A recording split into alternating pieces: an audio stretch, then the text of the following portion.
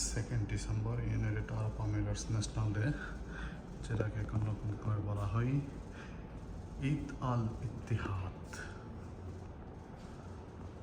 এটা হচ্ছে আমাদের বিল্ডিং এর রিসেপশন, মানে আমরা যে অ্যাপার্টমেন্টে থাকি।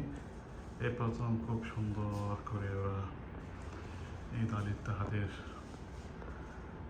ন্যাশনাল ডের অথবা বলি ইউনিয়ন ডের, যাই বলেন এখানে খুব সুন্দর করে সাজাইছে এবং এটা পুরো ইউএইতে যথাযথ মর্যাদার সহিত পালন করা হচ্ছে। তো আমরা সবাই যে যেখানে থাকি সেখানকার দিনগুলো